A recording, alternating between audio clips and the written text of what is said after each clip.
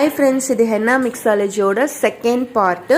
இதில் பார்த்தீங்கன்னா நேற்று நம்ம க்ளோஸ் பண்ணி வச்சதை நான் இப்போ தான் 12 hours கழிச்சு ஓப்பன் பண்ணுறேன். மேலே பார்த்தீங்கன்னா ஒரு ப்ரௌன் கலர் லேயர் இருக்கும். அதுதான் பார்த்தீங்கன்னா டை ரிலீஸ் ஆகிருக்குன்ற அர்த்தம். உள்ளே பார்த்தீங்கன்னா நமக்கு எப்பவும் போல் க்ரீன் கலரில் தான் இருக்கும்.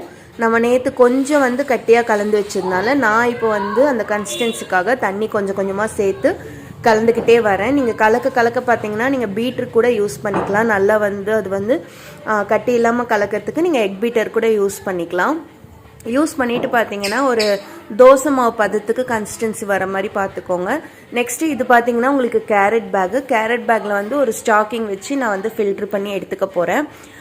கேரட் பேக்குக்கு இன்னொரு பேர் ஐசிங் பேக். நீங்கள் அப்படின்னு அமேசானில் போட்டாலே வந்துடும். ஐசிங் பேக்னு போட்டாலே அதில் நாம் நம்மளோட மெஹந்தி கலந்ததை போட்டு இப்போ ஃபில்ட்ரு பண்ண போகிறோம். இந்த ஃபில்ட்ரு எதுக்காகனா நமக்கு சின்னதாக ஏதாவது அதில் குச்சியோ ஏதாவது இருந்துச்சு